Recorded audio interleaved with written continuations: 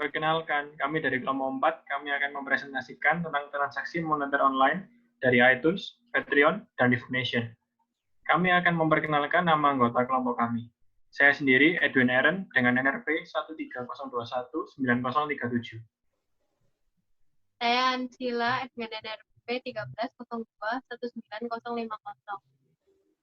Saya Elisa, NRP 13021951. Saya Amanda Deralita, NRP 130119075. Saya Cindy, NRP 1302190025.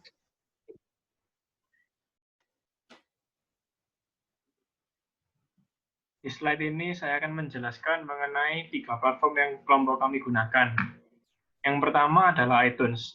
iTunes merupakan sebuah piranti lunak dari Apple yang bisa memutar, mengorganisasi, dan membeli lagu. iTunes juga dapat mengelola isi dari iPod, iPhone, iPod Touch, dan juga iPad. Sedangkan untuk Patreon, Patreon adalah platform berbasis membership yang berpusat di Amerika Serikat yang menyediakan alat untuk berbisnis bagi kreator untuk membuat jasa layanan berlangganan.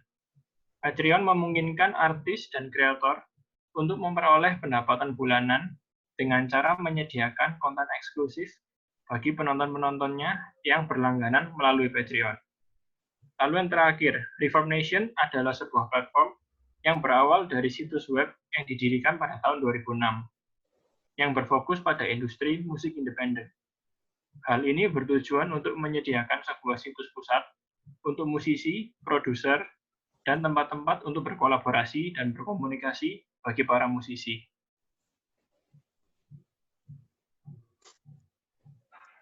Definisi transaksi online. Transaksi online adalah metode pembayaran di mana transfer dana atau uang terjadi secara online melalui transfer dana elektronik.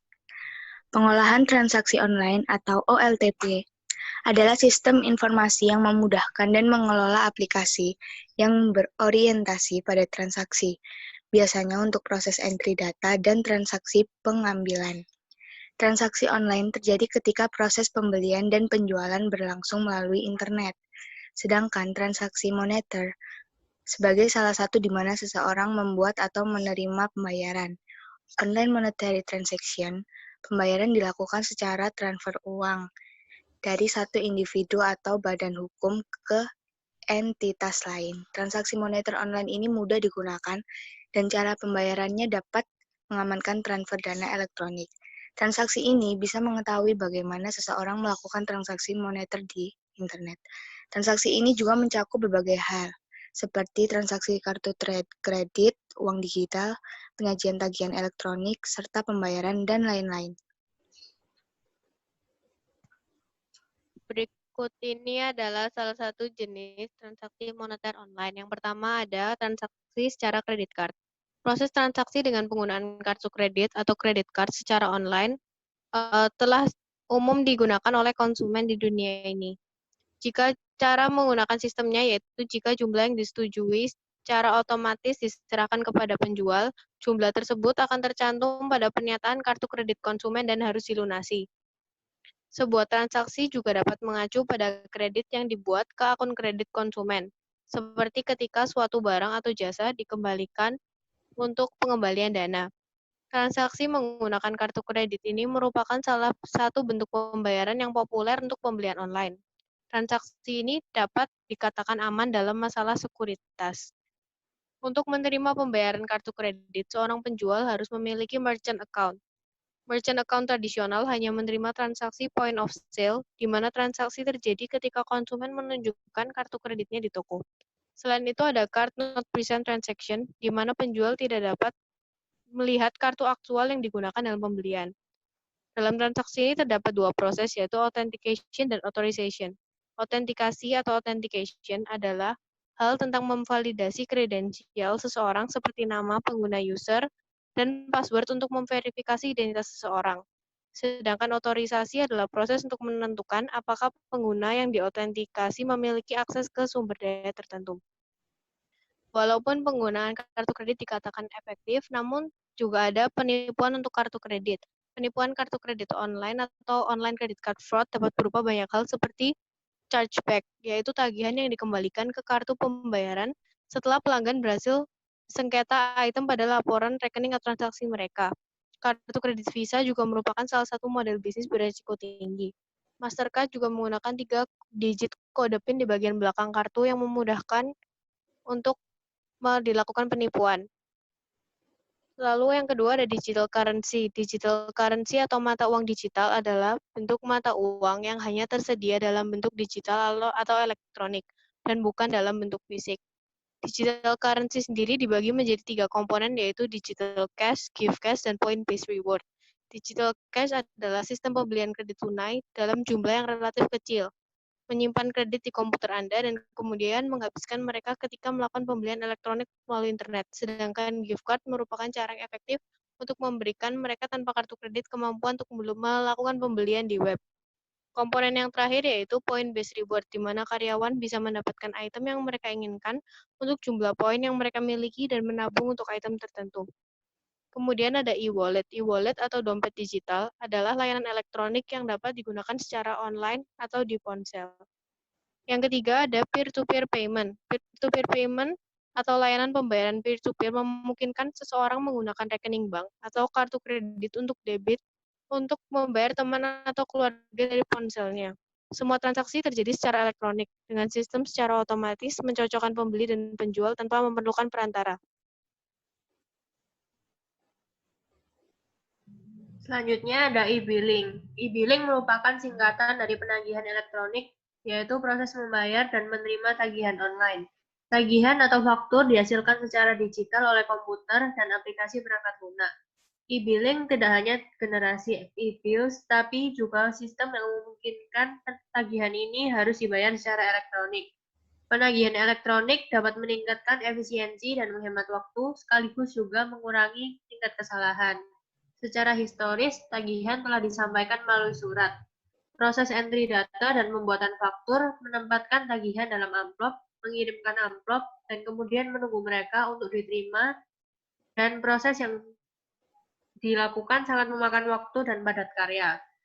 Selanjutnya ada smart cards. Smart cards itu merupakan kartu fisik yang memiliki chip integrasi tertanam yang bertindak sebagai token keamanan. Kartu ini biasanya berukuran sama seperti SIM atau kartu kredit dan dapat dibuat dari logam atau plastik. Yang pertama ada kontak smart card. Itu merupakan chip emas atau perak yang terlihat di badan kartu.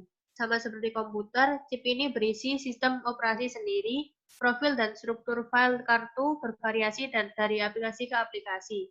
Sedangkan yang kedua ada contactless smart card.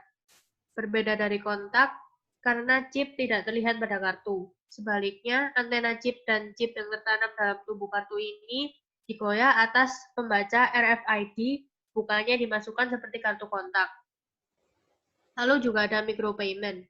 Pembayaran mikro ini termasuk transaksi komersial online yang berjumlah kecil.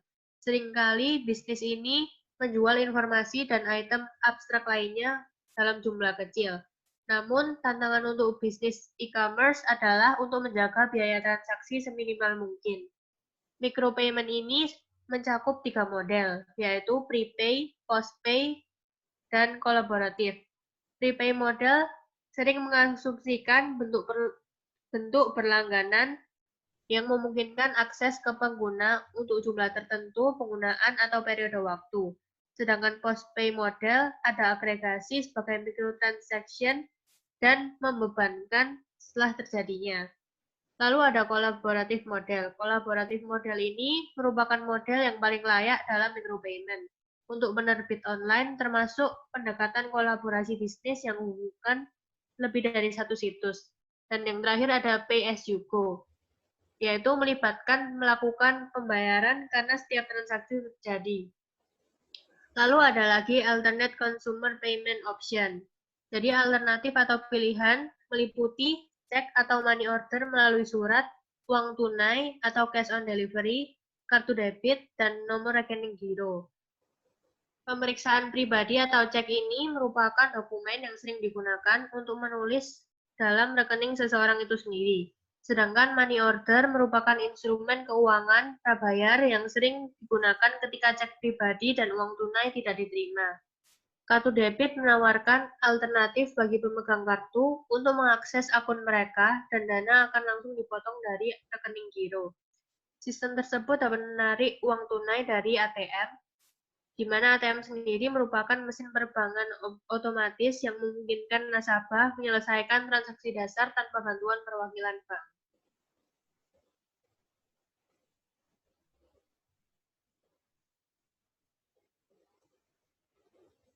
Business to business transaction. Bisnis untuk bisnis atau B2B adalah bentuk transaksi antara bisnis, seperti yang melibatkan produsen dan grosir, atau grosir dan pengecer. B2B mengacu pada bisnis yang dilakukan antar perusahaan. Di transaksi B2B ini, perusahaan membeli komponen dan produk seperti bahan baku lainnya untuk digunakan dalam proses produksi. Produk jadi kemudian dapat dijual kepada individu melalui transaksi bisnis ke konsumen dalam konteks komunikasi seperti melalui media sosial. Payment standard. Standar pembayaran yang berkembang sangat penting bagi keberhasilan e-commerce. Bisnis yang menawarkan layanan domestik dan internasional harus memiliki jaminan bahwa pembayaran akan diterima dalam keadaan aman dan valid.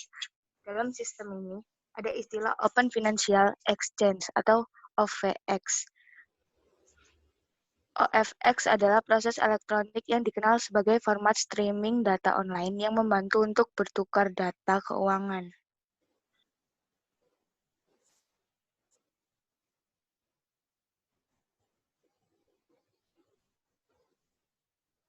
Berikut ini saya akan menjelaskan bagaimana transaksi moneter online pada 3 perusahaan yang kami bahas, yaitu iTunes, Patreon, dan Reverb Nation. Perusahaan-perusahaan yang kelompok kami bahas mayoritas memiliki rekanan perusahaan dalam bidang transaksi moneter yang sama. Dikarenakan semakin banyak opsi yang diberikan oleh platform, maka akan semakin luas juga kelompok-kelompok masyarakat yang terjangkau oleh produk dari platform tersebut. iTunes merupakan platform yang sangat besar, sehingga iTunes memiliki banyak opsi juga untuk transaksi online-nya dalam hal penjualan produk. Beberapa rekanan iTunes adalah Visa, Mastercard, American Express, Discover, dan PayPal. Mayoritas dari rekanan iTunes dalam bidang transaksi moneter memang sudah sering kita dengar. Namun juga ada beberapa perusahaan yang namanya asing di Indonesia, seperti Discover dan American Express, dikarenakan kurang populernya kedua perusahaan tersebut di Indonesia. Pembayaran iTunes juga dapat dilakukan lewat ID Apple, yang mencakup pembayaran dengan Apple Pay, kartu kredit, kartu debit, kredit toko yang bisa didapat dari penukaran kartu hadiah, atau penambahan dana ke ID Apple. Pembayaran lewat kredit toko dan kartu hadiah juga bisa diberikan ke teman atau keluarga sebagai hadiah, sehingga hal ini termasuk dalam peer-to-peer payment. Semua pembelian yang dilakukan menggunakan transaksi moneter di atas dilakukan secara online. Yang kedua, untuk Patreon, memiliki rekanan perusahaan yang hampir sama dari iTunes, PayPal, Visa, dan Mastercard. Juga ada dalam daftar rekanan Patreon sebagai opsi pembayaran yang dimiliki oleh pengguna. Selain sistem pembayaran konvensional, Patreon juga memiliki sistem poin yang nantinya dapat ditukarkan dengan produk dalam platform tersebut, yang menjadi salah satu strategi penjualan produk yang menggunakan transaksi moneter online. Untuk Reverb Nation juga memiliki rekanan yang sama dengan dua platform sebelumnya. Namun yang berbeda adalah terdapat layanan gratis dari Reverb Nation yang bersifat seumur hidup. Hal tersebut dikarenakan perbedaan produk yang dijual oleh Reverb Nation dengan produk yang dijual oleh dua platform yang dijelaskan sebelumnya. Selanjutnya ada kelebihan transaksi moneter online. Terdapat banyak kelebihan yang dimiliki transaksi ini yang menyebabkan perpindahan mayoritas industri dari transaksi moneter konvensional menjadi transaksi moneter online. Salah satunya adalah kepraktisan dalam bertransaksi bagi kedua belah pihak. Dari pihak penjual atau produsen, kepraktisan dapat dirasakan setiap kali ada transaksi. Maka penjual bisa langsung menagih kepada pihak bank penerbit kartu kredit, sehingga transaksi akan menjadi lebih mudah. Sedangkan dari pihak pembeli atau konsumen, kepraktisan dapat dirasakan pada saat proses pembayaran, di mana pembeli hanya perlu mendaftarkan kartu kredit atau metode pembayaran online sekali saja dan dapat digunakan untuk transaksi-transaksi berikutnya tanpa proses yang lama. Selain kepraktisan transaksi moneter online juga lebih ekonomis dibandingkan transaksi moneter konvensional. Memang tidak dapat dipungkiri bahwa infrastruktur yang diperlukan untuk transaksi moneter online memerlukan dana yang besar pada awalnya. Namun biaya tersebut dengan cepat tertutup dengan manfaatnya. Contohnya adalah ketika pemerintah memulai menerapkan berbagai alat transaksi moneter online, maka pemerintah juga akan menghemat berbagai biaya untuk mencetak uang, menyebarkan uang, mengganti uang edisi lama, dan juga menganjurkan uang edisi lama. Banyaknya kelebihan seperti di atas membuat mayoritas industri mengalami pergeseran dari transaksi moneter konvensional menjadi transaksi moneter online. Kesimpulannya, ketiga perusahaan yang kami bahas ini memiliki proses pembayaran yang berbeda. Untuk iTunes sendiri, memiliki proses pembayaran yang dapat digunakan seperti Visa, Mastercard, dan lain-lain. iTunes sendiri memiliki mitra kerja terkait bidang transaksi moneter online, yaitu Discover dan American Express. Tak beda jauh dengan iTunes, Patreon juga memiliki opsi pembayaran seperti PayPal, Visa, dan juga Mastercard.